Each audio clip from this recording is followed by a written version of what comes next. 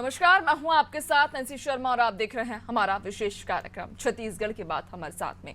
तो आज बात छत्तीसगढ़ में रायपुर दक्षिण विधानसभा उपचुनाव की करेंगे। दरअसल छत्तीसगढ़ में रायपुर दक्षिण विधानसभा चुनाव भाजपा नेता बृजमोहन अग्रवाल ने बड़े अंतर से जीता था और वह छत्तीसगढ़ सरकार में मंत्री भी बने थे, लेकिन आलाकमान ने उन्हें लोकसभा का चुनाव लड़ाया और वह रायपुर से अब सांसद बन गए हैं। इसके बाद उन्होंने पहले विधायकी छोड़ी, फिर मंत्री पद भी छोड़ दिया। इस दौरान बृजमोहन अग्रवाल का असंतोष भी सामने आया क्योंकि उन्हें केंद्र में मंत्री नहीं बनाया गया था। अब यह विधानसभा सीट खाली होने के बाद भाजपा और कांग्रेस दोनों ही इस सीट को जीतना चाहती हैं। भाजपा को लगता है कि ये सीट आसानी से जीती जा सकती है, इसलिए कई वरिष्ठ नेता से लेकर स्थानीय नेता और पार्षद टिकट पाने के लिए एड़ी चोटी का जोर लगा रहे हैं। संभावना यह भी है कि इस सीट से जीतने वाले को मंत्रिमंडल में जगह मिल सकती है। तो दूसरी तरफ कांग्रेस को यह लग रहा है कि बृजमोहन अग्रवाल के नहीं होने का फायदा उसे मिल सकता है और केंद्र में मंत्री पद न पाने के बाद बृजमोहन अग्रवाल की नाराजगी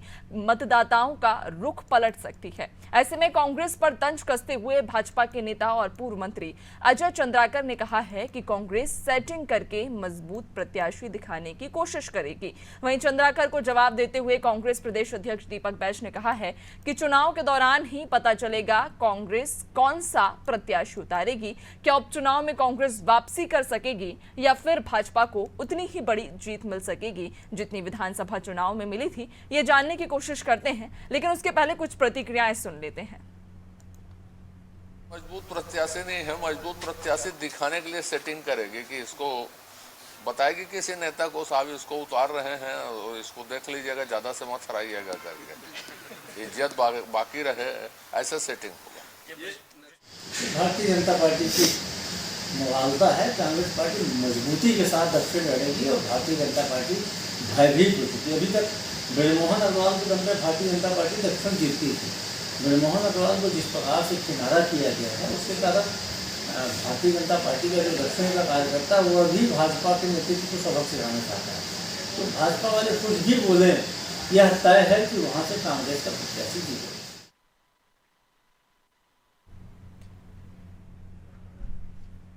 तो आपको बता दें कि लगातार अब इस सीट को लेकर जहां सियासत गर्मा चुकी है, चूंकि दावेदारी पर जहां दाव पेच भी दोनों ही पार्टियों की ओर से लगाए जा रहे हैं और ऐसे में अब रायपुर दक्षिण सीट चूंकि एक हाई प्रोफाइल सीट अब ये बन गई है। बृजमोहन अग्रवाल जो कि लगातार इस सीट से 7 बार विधायक चुनकर सामने आए, 7 बार जनता ने उन पर भरोसा जताया और उसके बाद अब आलाकमान ने उन्हें लोकसभा का चुनाव लड़ाया। रायपुर से वे सांसद बन चुके हैं और जिसके कारण ये सीट खाली हो गई है और अब इसी सीट को लेकर लगातार सियासत भी गर्माती जा रही है। खास पैनल हमारे साथ में जुड़ चुका है, चर्चा करेंगे। खास पैनल के साथ में सबसे पहले आप सभी को परिचय करा देते हैं। बीजेपी प्रवक्ता दिनेश अग्रवाल हमारे साथ जुड़ गए हैं। इसके अलावा कांग्रेस प्रवक्ता शिल्पा देवांगन हमारे साथ में जुड़ गई हैं और कुछ ही देर बाद वरिष्ठ पत्रकार भी हमारे साथ में जुड़ेंगे। सबसे पहला सवाल मैं आप ही से ले लेती हूं। दिनेश अग्रवाल जी, कांग्रेस का ये कहना है, जो कुछ देर पहले आप भी बयान सुन रहे होंगे, सुशीलानंद शुक्ला का ये बयान सामने आया था कि कांग्रेस काफी मजबूत है, बीजेपी जरूर भयभीत हो गई है क्योंकि बृजमोहन अग्रवाल को बीजेपी ने दरकिनार कर दिया है और अब बीजेपी को यह डर है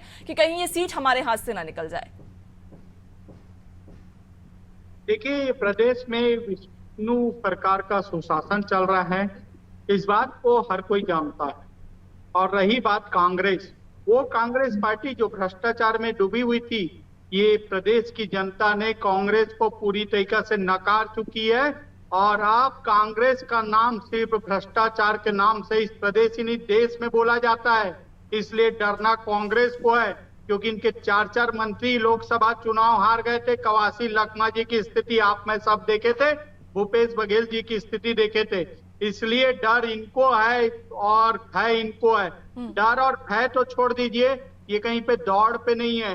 प्रत्याशी डर रहा है कि अगर मुझे टिकट मिली तो मेरा क्या हाथ होगा। चुनाव लड़ने के लिए कांग्रेस के पास उम्मीदवार नहीं है क्योंकि सब कोई जानते हैं कि इस प्रदेश में भारतीय जनता पार्टी का सुशासन है। 1000 रुपए महतारी वंदन हो या किसानों को 31 रुपए क्विंटल धान का बोनस हो या चारों ओर सुशासन का राज हो।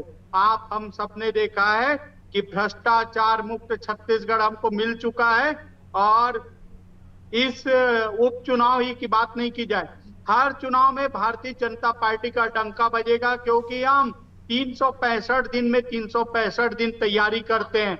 भारतीय जनता पार्टी कोई चुनाव आने पे जाग के नहीं आती, और भ्रष्टाचार करने वाली कांग्रेस पार्टी का कृत्य आप हम सब देखे हैं। इस प्रदेश में क्या हाल हुआ है, इनको गुमान था 75 सीट का, और इस प्रदेश की जनता ने इनको जनादेश सुना चुका है लोकसभा और विधानसभा में कि इनकी क्या स्थिति होगी।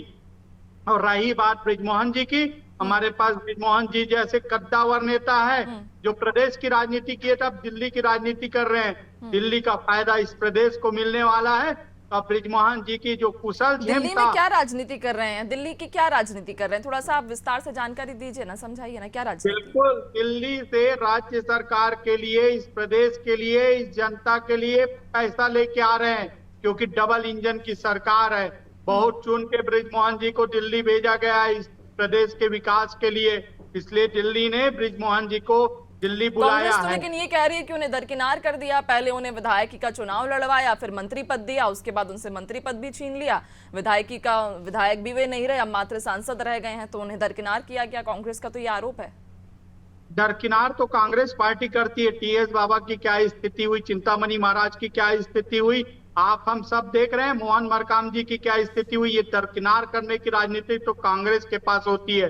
भाजपा तो एक चाय बेचने वाले को भारत देश का प्रधानमंत्री, और बीरनपुर का मेरा ईश्वर साहू जो भाई लेबर का काम करता था, उसको विधायक की टिकट देती है। भारतीय जनता पार्टी तो सबकी बनाती है, और भारतीय जनता पार्टी है तो इस प्रदेश में एक गरीब का बेटा भी राजा बन सकता है। कांग्रेस पार्टी में तो सिर्फ राजा का बेटा राजा बनता था। ठीक है, कि भारतीय जनता पार्टी ठीक है, जवाब ले लेते हैं। कांग्रेस की तरफ से भी शिल्पा जी हमारे साथ में जुड़ी हुई हैं, नागेंद्र वर्मा जी भी हमारे साथ में जुड़ गए। नागेंद्र जी आपके पास आऊंगी, लेकिन उसके पहले शिल्पा जी से एक प्रतिक्रिया ले लेते हैं। शिल्पा जी, आपने सुना दिनेश जी की आप सारी बातें सुन रही थी, और शुरुआत में एक बयान भी आपने सुना होगा जो बीजेपी के ही एक दिग्गज के द्वारा दिया गया था। उन्होंने ये कहा है कि कांग्रेस के पास कोई उम्मीदवार नहीं है, कांग्रेस जो है वो सिर्फ अपनी सेटिंग दिखाने का काम कर रही है, यानी कि कांग्रेस के पास कोई उम्मीदवार नहीं, वो सिर्फ दम भर रही है।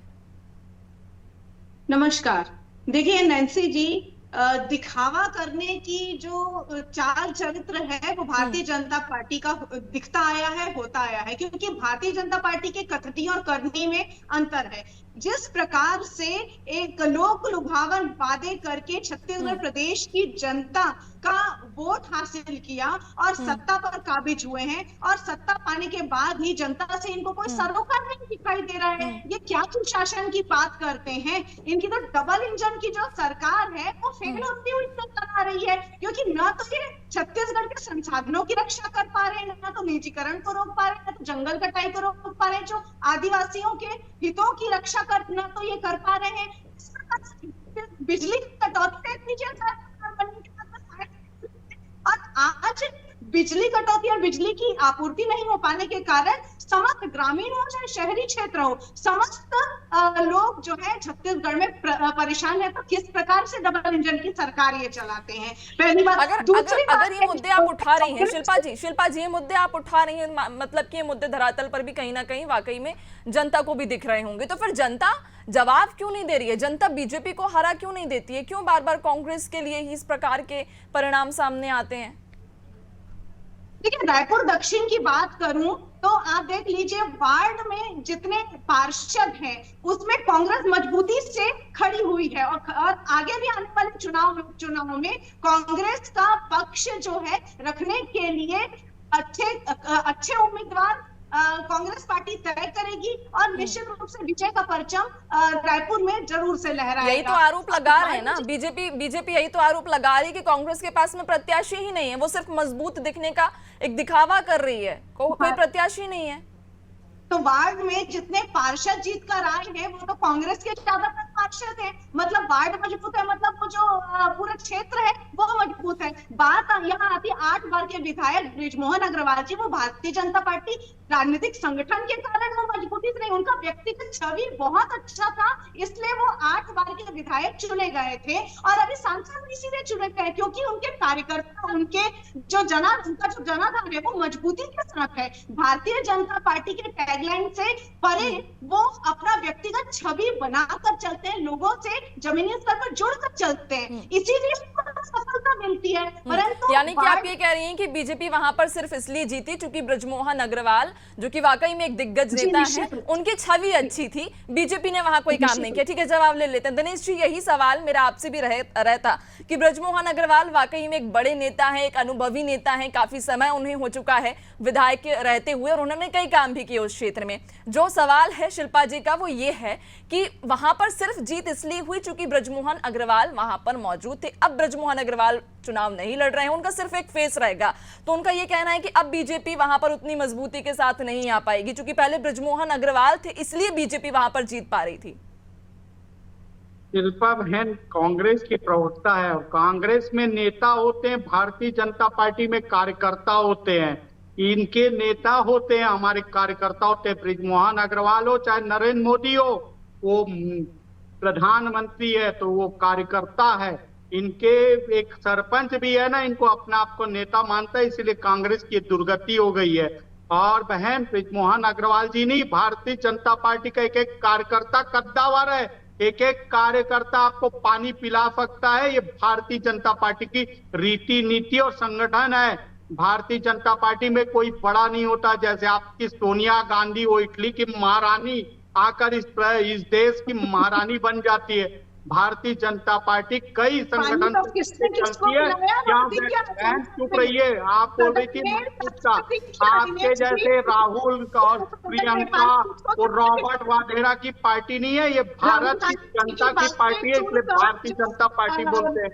और आप शर्म करो कि आप भ्रष्टाचारी लोग, भ्रष्टाचारी पार्टी के भ्रष्टाचारी लोग इस भ्रष्टाचारी हो। और जब जब आप आए हो, प्रदेश को नक्सलवाद मिला है, भ्रष्टाचार मिला है और भ्रष्टाचारी पार्टी आप लोग भ्रष्टाचारी हो, इसीलिए इस प्रदेश की जनता ने आपको दुत्कार किया। अरे ब्रजमोहन अग्रवाल जी तो बड़े कार्यकर्ता हैं और ब्रजमोहन अग्रवाल जी से भी बड़े बड़े कार्यकर्ता हैं इस पार्टी में, इसीलिए भारतीय जनता पार्टी 2 सीट वाली 300 सीट पे पहुंच चुकी है। बहन चिंता मत करो। शिल्पा जी, दिनेश जी को बोलने दीजिए, आपको भी बोलने का मौका दिया था ना। शिल्पा जी बोलने दीजिए दिनेश जी को। और वो दिन दूर नहीं जब आप पूरा सुथरा साफ हो जाएगा। शिल्पा जी, शिल्पा जी, शिल्पा जी, आपको बोलने का मौका दिया गया था। आपके पास मैं दोबारा लौटूंगी, आप दिनेश जी को उनकी बात पूरी करने दीजिए। रखा हुआ है। ठीक है, नागेंद्र जी की ओर रुख कर लेते हैं। नागेंद्र जी वरिष्ठ पत्रकार हमारे साथ में जुड़ चुके हैं। नागेंद्र जी, लगातार आप भी दोनों की बयानबाजी सुन रहे हैं, आपने दोनों ही पक्षों की प्रतिक्रियाएं भी सुनी हैं। क्या लगता है आपको इस बार कैसा समीकरण रहने वाला है? जो कि एक हॉट प्रोफाइल सीट ये बन चुकी है रायपुर दक्षिण की, और ब्रजमोहन अग्रवाल जो कि काफी बड़ा और काफी कद्दावर नेता बीजेपी के रहे हैं, लगातार इस सीट से जब से छत्तीसगढ़ का गठन हुआ है उसके बाद से लगातार जीतते आ रहे हैं। अब लेकिन ब्रजमोहन अग्रवाल वहां से चुनाव नहीं लड़ रहे हैं, उनका मात्र एक फेस रहेगा, यानी कि वो सिर्फ प्रचार के लिए या तो हो सकता है कि वहां पर पहुंचेंगे, लेकिन अब वो चुनाव नहीं लड़ रहे हैं, उनका नाम नहीं है। उसके बाद कैसे समीकरण आप देख पा रहे हैं उस सीट पर? देखिए, रायपुर दक्षिण की सीट को समझ लीजिए, ये राजधानी की एक बहुत ही महत्वपूर्ण हाई प्रोफाइल सीट है और इसमें रायपुर दक्षिण से लगातार ब्रजमोहन अग्रवाल अजय योद्धा रहे हैं। संयुक्त मध्य प्रदेश में भी वो इसी सीट से लड़ा करते थे। उस समय रायपुर और ग्रामीण, शहर और ग्रामीण सीट हुआ करती थी। अब राज्य बनने के बाद ये दक्षिण हो गई है, 4 हिस्से हो गए हैं। तो इस क्षेत्र का जो समीकरण है वो बहुत सारी चीजें हैं, बहुत सारी आबादी का अपना अपना बैलेंस है। इन सब में तालमेल बिठाने में चूंकि ब्रजमोहन अग्रवाल एक कुशल रणनीतिकार थे, बहुत अच्छे मैं कहूंगा उनको, उनकी पकड़ जो थी आम जनता में बहुत ज्यादा थी। लेकिन ऐसा नहीं है कि इस सीट से कोई और लड़े और कांग्रेस उसे मात ना दे पाए। मैं इस चीज को नहीं मानता। जब कोई भी राजनीतिक दल के लोग बहुत तेजी से बोले, मुंह से बड़ी बड़ी बातें करते हैं, तो इसका बड़ा निगेटिव असर जो है आम जनता पे पड़ता है। वो इसका बड़ा उल्टा अर्थ लगाती है जब हम कहते हैं कि यहाँ कोई जीत नहीं सकता। आज तक आप देखिएगा कि ब्रजमोहन अग्रवाल जी के खिलाफ बहुत सारे लोग लड़ते रहे हमेशा, और उन्होंने, ठीक है अजय योद्धा रहे, लेकिन उन्होंने अपने आप को इस चुनाव में रखा। पार्टी ने भी अनेक प्रत्याशियों को मौका दिया कि वो ब्रजमोहन के खिलाफ चुनाव लड़ें, तो उन्होंने उनकी योग्यता देख के लड़ी। अब चूंकि बृजमोहन अग्रवाल यहाँ से चुनाव नहीं लड़ रहे हैं, तो अगर उनकी सहमति के बिना या उनके पीछे कोई ताकत अगर वो ना लगाए, तो मुझे नहीं लगता कि कोई बीजेपी का प्रत्याशी अपने दम पे चुनाव लड़ जाए। इतनी बड़ी शख्सियत मैं अभी तक के इस क्षेत्र के लिए किसी को मान नहीं पा रहा हूँ, क्योंकि उन्होंने एक जो बना के रखा है वर्चस्व, वो तो लोगों के अंदर लगा ही हुआ है, और ऐसे में किसी को उसका तिलस्म तोड़ पाना बहुत कठिन होगा। कांग्रेस को भी बहुत चुन के यहाँ एक किसी प्रत्याशी को अपना उम्मीदवार बनाना पड़ेगा, ताकि वो बेहतर इस क्षेत्र में अपनी दमदारी दिखा सके। और बीजेपी जो है वो अब किसको बृजमोहन अग्रवाल जी के विकल्प के तौर पे यहाँ से खड़ा करेगी, वो भी पार्टी के लिए एक बड़ी चुनौती ही मैं मानता हूँ। तो आने वाला समय तो खैर बताएगा, लेकिन ऐसे दौर में जब कोई पार्टी के प्रवक्ता दूसरी पार्टी को चुनौती देते हैं, तो इस चुनौती को वो आम जनता अपने लिए कई बार स्वीकार लेती है। तो इस तरीके के बड़े बोल मुझे लगता है कि नहीं होने चाहिए। बिल्कुल, यानी कि आप भी इस बात पर सहमति देते हैं कि अगर बीजेपी को उस सीट को फिर से जीतना है तो बृजमोहन अग्रवाल का साथ जरूरी है। दिनेश जी से सवाल कर लेते हैं। दिनेश जी, मेरा भी आपसे यही सवाल रहने वाला था कि अगर बृजमोहन अग्रवाल की ऑरा से बाहर निकला जाए, मान लीजिए अगर बृजमोहन अग्रवाल का जो वहां पे ऑरा बना हुआ है उससे बाहर अगर जाएं और फिर उसके बाद अगर आप प्रत्याशी उतारें, क्या बिना बृजमोहन अग्रवाल जी के सहयोग से या उनके साथ से क्या वहां पर बीजेपी की जीत संभव है? क्या आप देख पा रहे हैं वहां पर क्या रणनीति फिर रहेगी आपकी? सबसे पहले तो मैं बता दूं, भारतीय जनता पार्टी की रीति और नीति रही है कि भारतीय जनता पार्टी चुनाव लड़ती, कमल छाप चुनाव लड़ता है, व्यक्ति विशेष चुनाव नहीं लड़ता है। और रही बात, भारतीय जनता पार्टी जिसे भी टिकट देती है, बृजमोहन जी हो, चाहे विष्णुदेव साय जी हो, चाहे कोई भी हो, बड़ा से बड़ा नेता कार्यकर्ता और छोटा से छोटा कार्यकर्ता भी उस सिंबल के नीचे आके उस प्रत्याशी को जिताने के लिए मेहनत करता है। इसलिए बृजमोहन जी या किसी व्यक्ति विशेष का नाम लेने से कोई फायदा नहीं है। कि सिर्फ वो सिंबल जरूरी है, व्यक्ति कोई भी हो उससे फर्क नहीं पड़ता, अगर सिंबल कमल का है तो वो व्यक्ति जीत जाएगा चुनाव।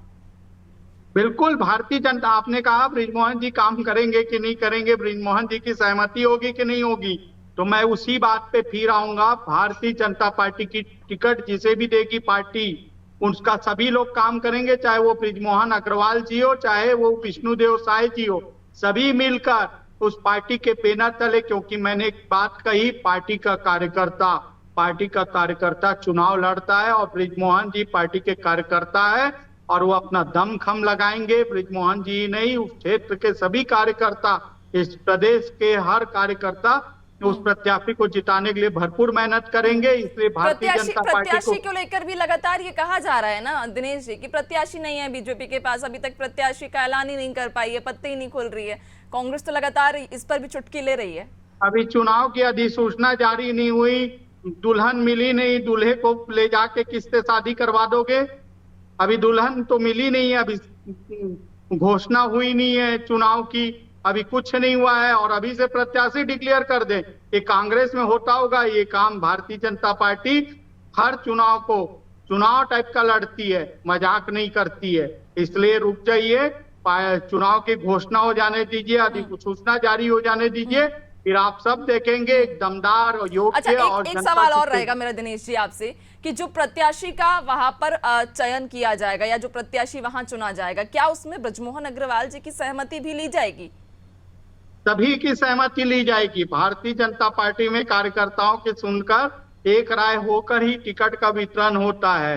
इसलिए बृजमोहन जी हमारे वरिष्ठ कार्यकर्ता है, बहुत ही वरिष्ठ है और बृजमोहन जी का पार्टी में बहुत ही सम्मान है। सभी की राय लेके, राय मशवरा करके सबको एक साथ लाकर प्रत्याशी घोषित किया जाएगा। ठीक है, कांग्रेस की ओर रुख कर लेते हैं, शिल्पा जी से सवाल कर लेती हूँ। शिल्पा जी, आपसे सवाल रहेगा मेरा, इस बार क्या लगता है आपको, चूंकि जब से छत्तीसगढ़ का अलग गठन हुआ है उसके बाद से कांग्रेस अभी तक रायपुर दक्षिण सीट से नहीं जीत पाई है। इस बार बृजमोहन अग्रवाल नहीं है, उनका सिर्फ फेस मात्र है, वो सिर्फ प्रचार करेंगे, प्रत्याशी कोई और रहेगा। क्या लगता है आपको कि इसका एडवांटेज कांग्रेस को मिल पाएगा? क्या इस बार जीत पाएगी कांग्रेस? निश्चित रूप से इसका एडवांटेज कांग्रेस को मिल पाएगा और सभी कार्यकर्ता कांग्रेस के जितने हैं और सभी बड़े नेता जितने हैं वो एकजुट होकर जिस प्रत्याशी के लिए कार्य करेंगे, निश्चित रूप से विजय का परचम लहराएगा, ऐसा हम उम्मीद करते हैं।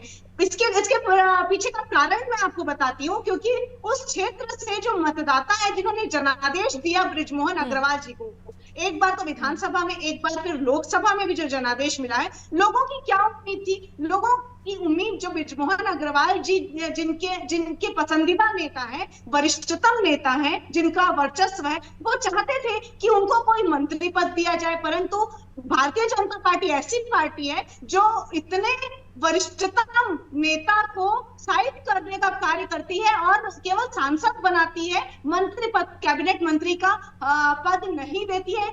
कैबिनेट मंत्री का पद इसलिए भी जरूरी था क्योंकि छत्तीसगढ़ की बातें डायरेक्ट मानी जाए, छत्तीसगढ़ की बातें प्रखरता से पहुंच पाए, जो समस्याएं हैं छत्तीसगढ़ की वो प्रखरता से हल हो पाए। आज देख लीजिए किसी प्रकार के हल की कोई बात भारतीय जनता पार्टी करने में सक्षम नहीं है। लोगों की परेशानियां तो है ही है, परंतु हल नहीं हो पा रहा, समाधान नहीं हो पा रहा है। दूसरी बात, मेरे भाई बोल रहे थे टीएस बाबा के बारे में बताओगे कि आप क्या दुर्गति की, और मोहन मरकाम के बारे में बताओगे कि अपनी पार्टी के बारे में बात कर लो। आपके खुद के घर के शीशे टूट चुके हैं मेरी बहन, आपके घर के शीशे को संभाल लीजिए। पार्टी छोड़ के जा रहे हैं आपके नेता, पार्टी छोड़ के भाजपा का दामन थाम रहे हैं, शर्म कर लो। वो दिन दूर नहीं जब आप हमारी पार्टी में आके बैठे रहोगे, क्योंकि आपकी भी दुर्गति हमें पता है। इस कांग्रेस पार्टी में क्या दुर्गति हो रही है आप लोगों की। अपने घर को संभाल लो। जितने पार्टी के कार्यकर्ता हैं सब आपकी पार्टी छोड़कर भाजपा का दामन थाम रहे हैं। भूपेश बघेल को खड़े मंच पे सुनाया जा रहा है टीएस बाबा की दुर्गति आपने क्या की मुझे बताने की जरूरत नहीं। मोहन मरकाम प्रदेश अध्यक्ष होते हुए उनके क्षेत्र में क्या स्थिति कर दी थी भूपेश बघेल जी ने, मुझे बताने की जरूरत नहीं कि बहन इस प्रदेश की जनता जान रही है कि आप दिनेश जी बोलने दीजिए शिल्पा जी को। दिनेश जी आपको भी तो बोलने का मौका दिया था, आपने अपनी बात रखी थी। समस्याओं को जमीनी स्तर पर सुनने की साहस करती है वो कांग्रेस पार्टी करती है। ठीक है, एक समय का अभाव, एक अंतिम सवाल ले लेते हैं नागेंद्र जी से। नागेंद्र जी, आपको क्या लगता है बृजमोहन अग्रवाल की भूमिका इस बार अब क्या रहने वाली है? मान लीजिए अगर ऐलान कर दिया जाता है प्रत्याशी का, बीजेपी की ओर से, कांग्रेस की ओर से, सभी पार्टियों की ओर से प्रत्याशी का ऐलान हो गया, उसके बाद में चूंकि ये कहा जा रहा है कि अगर बृजमोहन अग्रवाल ने साथ दे दिया तो प्रत्याशी जीत जाएगा, साथ नहीं दिया तो नहीं जीताएगा। जो बातें, जो अटकलें फिलहाल सियासी गलियारों में हैं, उन पर मैं चर्चा कर रही हूं। और आपको क्या लगता है कि बृजमोहन अग्रवाल की क्या भूमिका रहेगी प्रत्याशी के ऐलान होने के बाद में? उनका वहां पर क्या उनका काम रहेगा, क्या उनकी भूमिका होगी? देखिए, जो हलकों में जो चर्चा है, आम जनमानस में भी जो चीजें हैं, रायपुर दक्षिण में भी अलग अलग क्षेत्रों में लोग इन विषयों पर बात करते हैं, चाहे वो चाय की चौपाल हो या कहीं भी गार्डन में बैठते हैं तो बात करते हैं। निसंदेह बृजमोहन अग्रवाल जी को कोई भी अंडर एस्टिमेट नहीं कर सकता। जैसे ही चुनाव की अधिसूचना जारी होगी, प्रत्याशी का चयन पार्टी बेहतर से बेहतर करने का प्रयास करेगी। अब उसमें बिना उनके परामर्श के, या जैसा भी आपने सुना ही है कि सबकी सहमति के बाद ही, तो इसमें भी बृजमोहन अग्रवाल जी की भूमिका महत्वपूर्ण रहेगी और चुनाव के बाद भी, क्योंकि हमने एक लंबे दौर से ये अनुभव किया है कि प्रदेश में जब भी चुनाव होते रहे हैं उसमें प्रायः उपचुनाव में भी बड़ी कठिन परिस्थितियों में भी उन्होंने जिस उम्मीदवार के लिए चुनाव का संचालन किया है वह निश्चित रूप से विजय दिलवाई है। तो कहीं ना कहीं वो एक कुशल राजनीतिक योद्धा है। उनकी रणनीति बहुत ही अच्छी होती है और वो एक अच्छे प्लानर है। कार्यकर्ताओं को संगठित करने का उनके पास जो गुण है वो आम तौर पे हम दूसरे नेताओं में वो चीजें नहीं देख पाते। वो बड़े धैर्य से सारी चीजों को संभालते समझते हैं। अब नैन्सी जी, आप ये भी जानती हैं कि जब भी सत्तारूढ़ दल जो है वो उपचुनाव में, तो प्रायः हम रिजल्ट भी एक तरीके से कह सकते हैं कि आमतौर पे एक पूरा जो जनमानस है वो चाहता है कि जो सरकार है उसी के पक्ष में वहां का जो प्रत्याशी है उसको जिताएं ताकि वो और मजबूती से काम कर सके। कोई प्रतिपक्ष में मजबूत खड़े करना नहीं चाहता अपने क्षेत्र से कि वो विरोध के स्वर उठाएं। वो चाहते हैं कि फेवर में ही काम हो। शायद ये भावना आम जनमानस में रहती ही है। और अभी जो सिनारियो है उसमें हम ये देख पा रहे हैं कि छत्तीसगढ़ में कांग्रेस अभी कमजोर कहीं से नहीं, तो इसको भी हम कहीं से अंडर एस्टिमेट करना नहीं चाहिए। और राजनीतिक जो भी समीकरण लगातार अभी और बदलते चले जाएंगे, पर इस उपचुनाव में बृजमोहन अग्रवाल जी की भूमिका को किसी भी तरीके से आप हाशिए पे नहीं रख सकते। उनको उनकी उपस्थिति इसमें नजर आएगी, उनके ही उत्साह से कार्यकर्ताओं में जो है मैं कहूंगा कि ऊर्जा बनती है, और वो हर तरीके से बेहतर प्लान करते हैं चुनाव। जी बिल्कुल बिल्कुल, वाकई। और आप जिस तरह से कह भी रहे हैं कि इस बार हालांकि देखने वाली बात रहेगी कि इस बार जो रायपुर दक्षिण सीट हो उस पर परिणाम कैसे रहेंगे, किसकी जीत होगी, किसके दावे खरे साबित होंगे, किसके दावे फेल होंगे। फिलहाल आप सभी का अनादि टीवी से जुड़ने के लिए और चर्चा के लिए बहुत शुक्रिया। तो आपको बता दें कि लगातार दावेदारी पर जहां दावपेच तो जारी ही है, हालांकि प्रत्याशियों का ऐलान होना बाकी है। सभी को इसी बात का इंतजार है कि दोनों ही पार्टियों की ओर से कौन सा प्रत्याशी इस बार चुनावी मैदान में खड़ा होगा और किस पर जनता भरोसा जताएगी। इन्हीं सबके साथ फिलहाल इस खास बुलेटिन में इतना ही। बने रहिए अनादि टीवी के साथ। नमस्कार।